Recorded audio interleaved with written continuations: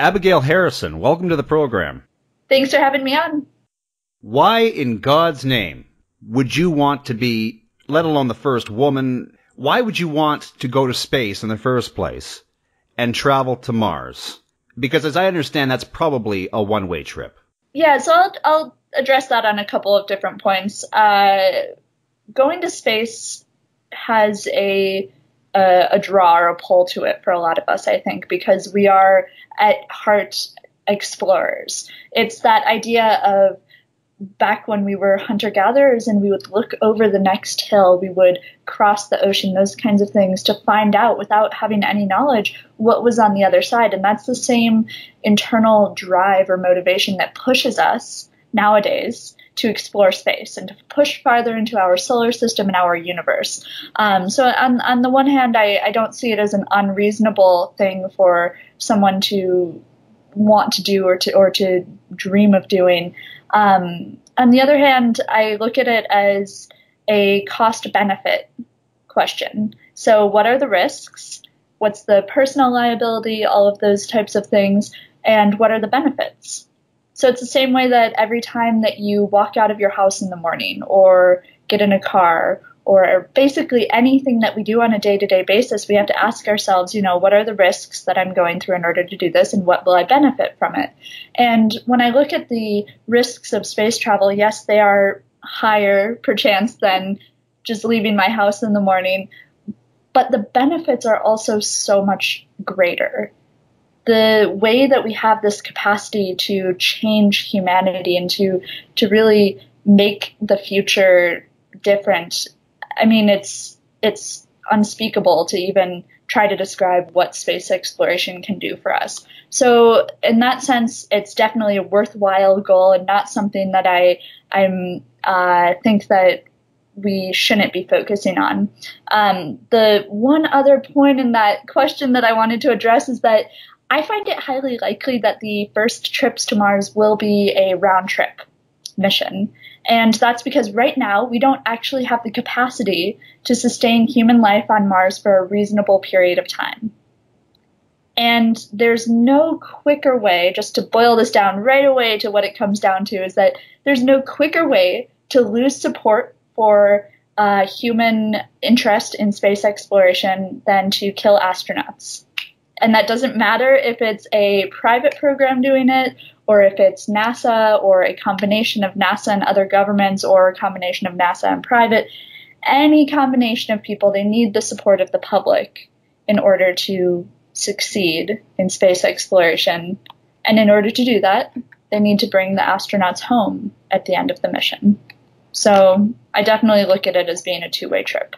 In the Aliens franchise, the company, Weyland-Yutani, that's what they're doing. They mine planets, they take their resources. So when I think of space exploration and, those with the finances to do so, there could, if it's not NASA, it could be a private organization that uses space exploration to rape these planets of their natural resources. I know what your motivations are. But those that are going to get you there, what are their motivations? Right, and that's a great question. And as a student in astrobiology and working in an astrobiology lab, it's actually something that comes up really frequently is how do we ethically explore space? And how do we make sure that as we're exploring space and going to new planets and whatnot, we don't contaminate them with Earth bacteria and irreversibly lose both knowledge of the past of that planet and its present, but also irreversibly change the ecosystem, if it exists, on another planetary base. And so, we have to look at the future and say that we're doing our best that we can with organizations that are public like NASA to try to not have any adverse effects on other planetary bodies by space exploration. I can't speak for private industry, though. As far as I know, going to Mars is extremely more expensive than what you would get from harvesting anything from Mars. So Mars doesn't have a lot of rare minerals or anything like that would be reasonable to bring back to Earth or to even put into orbit. A lot more reasonable targets for that would be asteroids, that you could, snare and then pull into whichever place in space you want them, potentially other moons. But Mars itself, not much of a goal for monetary purposes. Could Mars be terraformed to sustain life without having to live in artificial environments? Oh, absolutely. Mars could definitely be terraformed. However, the thing that we don't often consider when we talk about terraforming is that from a realistic standpoint, terraforming is something that takes thousands of years to happen. So even if we were to start the process of terraforming Mars now as aggressively as we could, the likelihood is that it would be a minimum of, I've heard, 600 to 800 years before it would be feasible for humans or other, complex organisms on Earth that require oxygen and water and et cetera to exist on Mars. And so, there are all kinds of reasons for that. It needs to build up an atmosphere. It has to go through this whole process of starting at very basic organisms and then moving up the chain. So the short answer is yes. The long answer is not in our lifetime. It's a pretty strong difference from what we see in science fiction, right? In science fiction, it's already happened, or it happens in the blink of an eye. But the reality of it from a scientific standpoint is that it's a lot more complicated than that. Have you seen the movie? Here's another one I'm throwing at you. Star Trek II, The Wrath of Khan? Oh, absolutely. And that's where the Genesis project, right? Uh-huh. And then the whole planet is instantly terraformed. Yep, and that's exactly what I'm talking about, where you see instantaneous transformations that happen, or even, instantaneous on a geologic or a long-term time scale. And that's just not realistic. To terraform a planet, that's the ultimate interference. Yes. So is that something that's on the table for NASA, or is it strictly observation? Strictly observation right now. So terraforming, like you said, it's a really big deal to terraform a planet. And that would have to be something that, as a human race as a whole, we'd have to decide upon and agree upon. As of now, it's off the planet, or off the table. So there's really strict policies with all missions that go to Mars or really anywhere else in our solar system of, how they're cleaned, how they're processed, all of those types of things to try and keep minimal levels of bacteria and Earth organisms really from reaching anywhere else in space that they don't necessarily belong. And part of that is the search for extraterrestrial life forms. Say, for existence, we introduced Earth bacteria onto Mars now, and then 10 or 15 years down the road, we sent another rover, another probe, or a human mission to Mars, and we found bacteria, and we were super excited. And then we realized that it was just the bacteria that we had brought there in the first place, or that maybe had mutated from that. It really complicates that search for extraterrestrial life when you have Earth contamination happening. So tell me about yourself, Abby. How did this all start for you? You're relatively young. How long have you known that you've wanted to be an astronaut? So I just turned 20 years old a couple weeks ago, and I have wanted to be an astronaut for as long as I can remember. So probably since I was about 5-ish years old. And for me, it was born out of two separate things, I guess you could say. And one of them was that I was, like most kids, I think, really fascinated by the natural world around me. So I liked to, poke things and prod things and push them around and see what happened, and go outside and make mud pies and dig up worms and all of that kind of stuff. But I also loved looking up at the night sky. And I was fascinated with what was out there and this idea of what we could explore and what we could discover. And so the flip side of that, the other thing that really influenced me in wanting to become an astronaut, was that my dad was and is a huge, huge nerd. And so I grew up from a very young age watching Star Wars and Star Trek and reading all of the books and everything, and, read the Mars series very early on, and, Red Mars, Blue Mars, Green Mars, all of it, just from a super young age, was exposed to this idea that space exploration and space travel wasn't an impossibility. that it was a reality. And so I grew up thinking that this was something that I could achieve or accomplish. And for a long time, probably until I was 8 or 9 years old, I actually wanted to be an astronavigator, which was a term I'd read in a science fiction book. And then I realized that that's not a real job. And so I settled for astronaut instead. How long does it take to get to Mars? And you're saying it's a round trip. Are you even going to be able to walk, have a functional body when you return to Earth? It's a good question.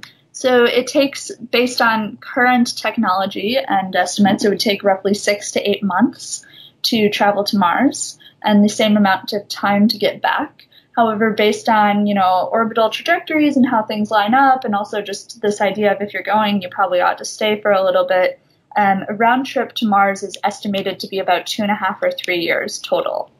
And so the question of how will your body survive something like that is really important. So when we take into consideration that it's only 6 to 8 months each way in space, so we're looking at, a year to a year and a half there, we've already had astronauts and cosmonauts who have stayed in space for up to a year at a time.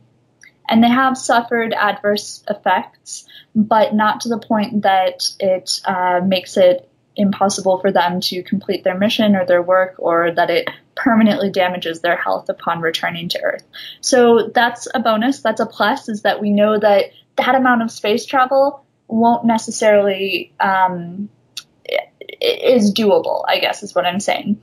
And then for the rest of the time, you'd be on the surface of Mars, which has about a 1/3 the gravity of Earth, and therefore would exert some stress and tension on your body, which is a good thing, because that would help to mitigate some of those effects that you would feel if you were just in space for 3 years straight, and makes it a much more realistic process to see happening. You're traveling there, and then you're stopping. Is it going to be like Interstellar, where the main craft stays outside of the orbit and then a pod goes down, or how does that work? Yes, that's also a great question. I mean, obviously, I can't make any claims right now about what these future missions will look like, but I can speculate. Are you being silenced? Sorry. Okay. You weren't supposed to ask me that. I forgot. I know. I signed the papers. Exclude me from the Stargate program now. Oh, man. So, as someone who's not involved in NASA, and even people who are, wouldn't be able to make these claims in a concrete fashion, because the missions haven't been finalized, or even many parts of them completely planned yet, because we're still developing technology and we're still developing all of the components that are necessary to make that happen. However, I would speculate that it's very likely that missions to Mars will get there, spend a certain amount of time in orbit around the planet, and then send down a lander. Similar to how when we visited the moon, you would send 3 people, and 2 of them would go down in a lander to the surface, and 1 of them would stay on board the orbiting spacecraft to pilot that and whatnot. And so I think you'd see a similar situation with Mars, where you would have a landing crew who would go down and spend a certain amount of time on the surface, which I would expect to be upwards of 30 days. Just based on the cost and the difficulty of getting to Mars, it's somewhat unreasonable to expect to do the same things that we did with the moon, which is where we'd, go out for a quick jaunt to the moon and then have lunch there and come back. No, when you're going to Mars, it's a long-term commitment that you're making financially and time-wise. And so you're going to want to make the most of that opportunity by spending a couple months down there on the surface, anywhere up to maybe even a year. In NASA's opinion, is the mission more important than the astronaut? Are the astronauts expendable for the mission to succeed? You caught me in another catch-22 there, where I am not officially a representative of nor affiliated with NASA. And so I can't say from NASA's opinion with any credibility. However, what I can say from the experience that I've had working with people in the industry and getting to know them, I would say that Absolutely not. I think that every human life is valued, and no more than in industries such as the space program. I mean, we can see it from the extensive and extreme efforts that have been made both in crew safety in every vehicle that NASA has flown, as well as in crew recovery in situations like Apollo 13. So they definitely place the utmost importance on human life. Who owns Mars? Who owns Mars? I don't know. Does getting to Mars first put the claim on it? Unlikely. So it would probably be similar to what happened with the moon, where even though there's only one human-planted flag on the moon, there's a treaty that's been signed between a lot of the spacefaring nations, most of them, in fact, that claims that no one will, or says that no one will lay claim or stake out parts of the moon and try to own them. And so I expect that we would see that happen with Mars as well. And if we don't, if we, for say, find ourselves in a difficult political climate when the Mars landings or Mars missions happen, I would expect that it would end up getting divided out, because Mars is large enough that no one country would really be able to lay claim or use or anything or own the entire planet. And so it would likely end up being that, as far as your rover can drive, that's what you own, and then it circles back. But that's an extreme situation also of political unrest. Well, at this point, who knows with politics? Maybe Trump will own it. Sorry, people can't see my face right now, which is probably a good thing. I'll let you decide. Everyone can come to their own conclusions about that. What's the timeline?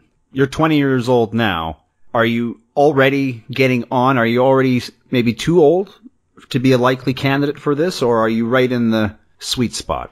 Yeah, it's funny that you said that, because I was just going to say, no, man, I'm right in the sweet spot. Definitely. It's actually, it's said that anyone who is a middle school student, so in the US, that's about, God, how old are kids? Like, I don't know, 12 to 14 right now, 11 to 14 and up of that. So 11 years old all the way up to, maybe mid or late 20s is in a good spot to be on a Mars mission in the future. We're looking at, maybe 15 years down the road from now. I'd be 35 in 15 years. That's a very likely age for that to happen, because as you can see from the last class of astronaut candidates that NASA has just recently chosen, the lowest age was 29, and the upper ages were, I think, mid to high 30s. And so it averaged around the mid 30s for age of astronauts. And so with that in mind, if I got chosen at, say, 29 or 30 or any of those areas, that would give me a perfect timeline to be trained and to hopefully go on at least one other near-Earth mission before being chosen to go to Mars. Because the idea is that you don't necessarily want to send space rookies on a 3-year mission, because if you find out that someone gets space sick or has any other adverse reaction to it, that's kind of a bummer when you're set out for 3 years in a small, confined space with, say, 5 other people, versus if you find that out on a 3 or 6 month sling around Earth, it's less of a difficult situation. Is Mars the only planet on the table right now, or are there some talks in the far distant future for another planet? Oh, absolutely. I mean, in the far distant future, we could say that we want to go everywhere. But as in realistically, within our lifetimes and our children's lifetimes, I very much expect some of the large gas giants' moons to be great targets for exploration, both robotic and human. Yeah, Europa and Io, yeah, Ganymede, all of those. I mean, especially the Galilean moons. There's a lot going on there. A lot of potential for life, a lot of potential for interesting chemistry, all kinds of crazy cool stuff that we hopefully will be exploring. But Mars it's this perfect I guess you could say, stepping stone to the rest of our solar system, because it's far enough away that it pushes our boundaries and it really forces us to become Earth independent, so to be capable of not relying on Earth to fix problems or to provide immediate support. But it's close enough that it's not too difficult. So it's something that challenges us and stretches our limits, but that's possible right now with the technology that we have and are developing. For some of those farther out targets, I would say that they're not as possible now. But once we go to Mars, we'll hopefully have used that experience to develop the technologies necessary to push even further. Tell me about your website, astronautabby.com. I started astronautabby.com when I was 13 years old, and I had gone... Okay, I'm going to stop you there. Yeah? Now, something happens to all of us around 12, 13, and all of these ideas, I'm going to be a doctor when I grow up, I'm going to be, a garbage man, whatever it is that turns you on, it all goes out the window, and people leave their childhood dreams alone. They forget them. How is it that you stayed on the straight and narrow? You said your dad's a nerd. Are they just such good role models you don't want to be anything different? Not necessarily. My family's actually not very inclined towards space exploration. I grew up in Minnesota, where there's not a lot of space influence. And so, my dad is a huge science fiction nerd, and that's always been an influence. But my mom didn't even realize that being an astronaut was a serious career until I started really, really pushing for it when I was in my mid-teens. And then she full out supported me. 120% has been my biggest cheerleader the entire time. So that's part of it, is that I have had this supportive family who realized I was really serious about this and, got on board right away, which was great. I think the other part has been sharing it so publicly and so widely has been really helpful, because it means that I've been able to, journey down this road, this very long road and very difficult road towards becoming an astronaut and eventually the first person on Mars, with the support of millions of people around the world. And so I get emails and tweets and messages and all kinds of stuff every single day of people who are excited for me, and people who say things like, I'm never going to go to space because of X medical condition or because of X, Y, Z. And then they say, but I feel like a small part of me is going because I've gotten to be a part of your journey, because I've watched you and I've felt close to what you're doing.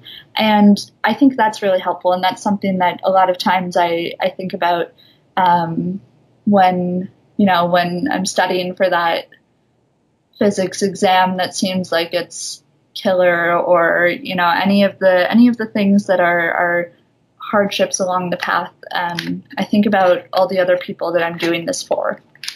Do you have to be a genius to work for NASA?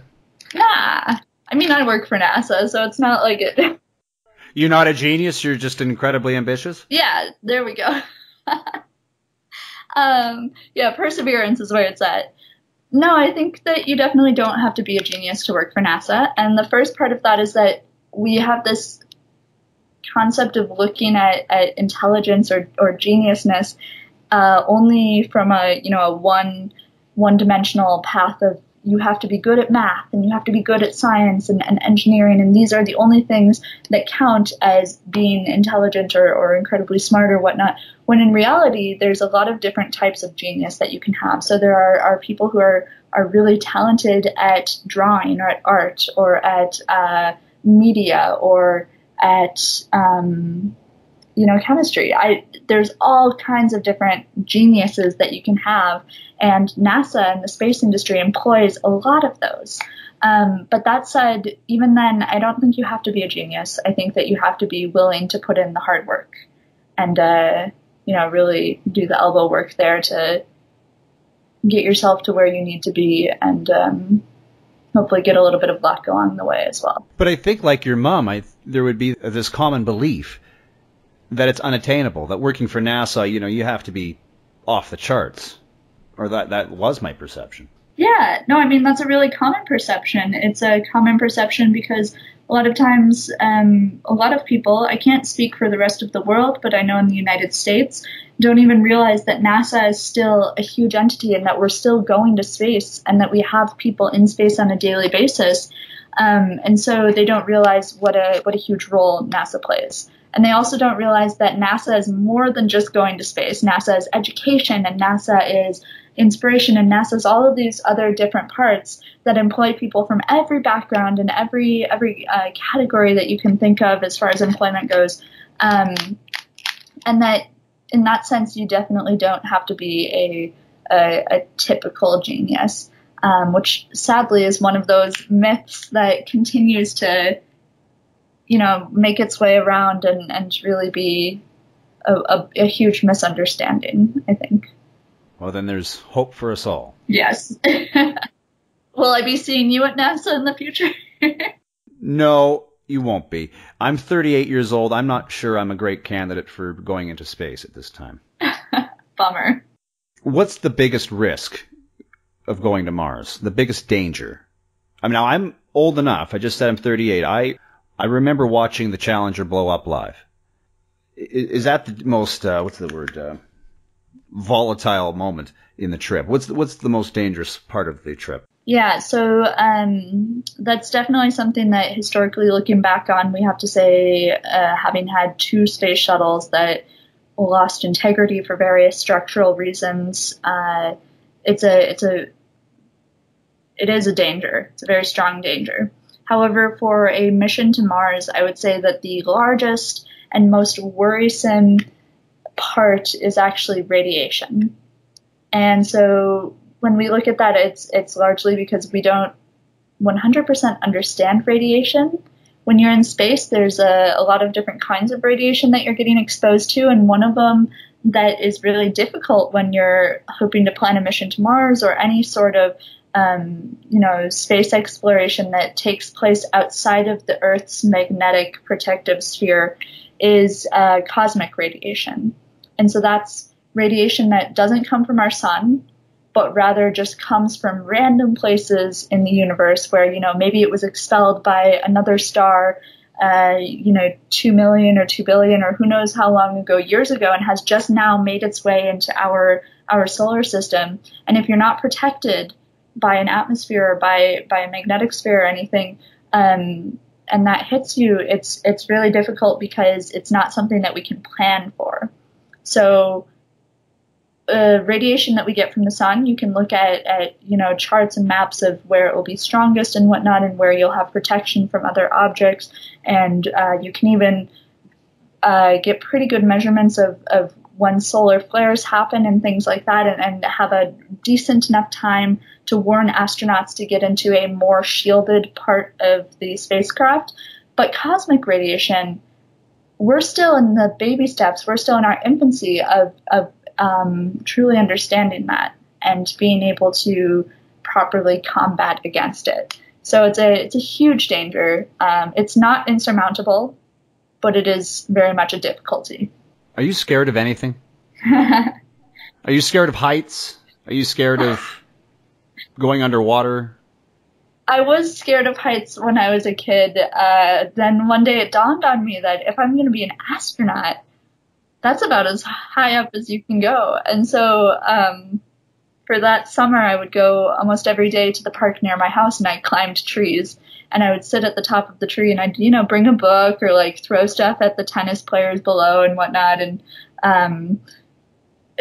just get used to that feeling of being high up. And it got to the point where I now love heights. And, I've competed in a lot of sports that include heights now. I was a pole vaulter. I was a professional diver. I was a gymnast, all of those kinds of things that involved basically throwing yourself as high as you can go and then hoping that you don't die on the way back in, which I think is a pretty accurate description for space exploration. And I've had a couple other fears like that I've tried to conquer. The one huge phobia that I have left, that since you asked if I'm afraid of anything, I guess I should throw it out there, is that I am so freaking terrified of ants. I was going to say spiders. No, I don't mind Ants. spiders. That's so strange. Snakes, any of that. Yeah, ants really get Are they me. just too organized for you? Oh my god. There's all kinds of stories from my childhood of like, I thought ants were super cool, and so I would lean over their ant hills and like watch them and whatever, and I had this long hair that would fall down, and then, I'd have ants climbing around my head and whatever, and just had too many experiences where I got too close and, got slapped for it by Mother Nature. But I guess you could say that that's my real deep down motivator of why I want to go to space. Because as far as we know, there are no ants in space. Unless it's like Starship Troopers and infested with xenomorphs. Yeah, don't say that. Have you read the book Ender's Game? Of course. Okay, yes, it's a great book, but the alien life forms in the first book are in the shape of giant ants, which really got to me. And I so hope that when we find extraterrestrial life, it's just like little microbes or something that's not ants. Sadly, I think it won't be anything awesome, exotic, or it's not like Star Trek. I think anything we'd find would be pretty awesome and exotic at this point. How confident are you, out of 100, that you're going to be the one? Oh, I mean, I don't know. And why you and not somebody else? What makes you so much better than anyone else? That's a great question. I mean, I'll start with a number because you asked for that. I don't think anyone can ever really be like more than 60% confident about something. So I'll say that I'm like, 59% there. Why me and not anyone else? I mean, I'm putting in a lot of the legwork right now to hopefully make this happen. Really doing everything in my power to do things like getting a pilot's license and continuing down that road, scuba diving, being an advanced scuba diver, learning multiple languages. So I speak Russian and Mandarin Chinese, and the next one on my list to learn is Arabic. All of those types of things, getting a solid undergraduate and then graduate degree, these things that I'm hoping will help to build and stack up on one another to create that ideal crew member, an ideal resume to get into the astronaut program. But the truth of the matter is that I can't necessarily say that, I deserve it more than a lot of other people right now, because there are a lot of other young people who are doing amazing things and who are just as invested as I am and pursuing their own paths, who could very well be the first person on Mars. And I look at that as a great thing, though, because the more young people that we have who are focused and who are motivated and who are working hard now, that's going to benefit us down the road more than, the glory of any one person being the first person on Mars would. We need all of these. We need the engineers, we need the chemists, we need the artists, we need everyone in order to make this future a reality. And I'm hoping that I'll end up on the space side of that, but I'm not really sure. Dear God, what? That's my house Martian. I keep them downstairs when I'm doing it. Another thing we weren't supposed to talk about. Oh, shoot. I don't know how you keep doing this. You are competing with these people, so you do want to be the first, and you want to be the best. Absolutely. I mean, it's the same that you compete as a college student with everyone else in your class for grades and positions and all of that, those sorts of things, and yet you would never not help someone else out. So my college is a very collaborative place, and yet they still only have a certain number of spots in every class that the teachers are supposed to allow to be like, A spots or B spots. And so it's always a kind of a oxymoron when you see students studying together or tutoring one another or anything like that, because you have to question, are you helping this other person to do better than you?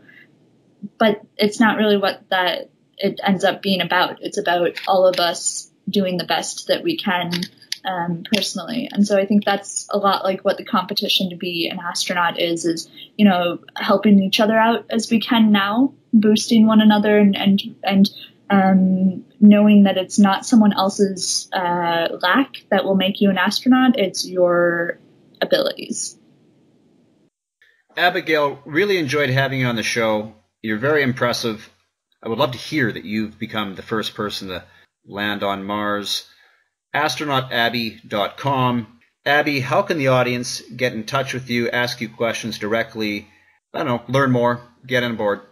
Thanks, Russell. It was such a pleasure getting to chat space with you today. You had some fantastic questions and really interesting insight into the topics. If listeners want to learn more about me or about my journey or become involved with space exploration, they can either go to astronautabby.com or basically any social media platform and look for Astronaut Abby. I'm on most of them. They can also go ahead and go to the marsgeneration.org or find the Mars Generation on other social media platforms, which is the nonprofit that I run that does a lot of really important and good work to inspire everyone, but especially young people, about space exploration and to go after these careers in STEM, and also does a lot of education work to, fight these different myths in space exploration and to really excite people about what our future is. So once again, astronautabby.com and the marsgeneration.org. I hope you'll join me. Abigail Harrison, Astronaut Abby, thank you so much for being a guest on the program. Thanks for having me.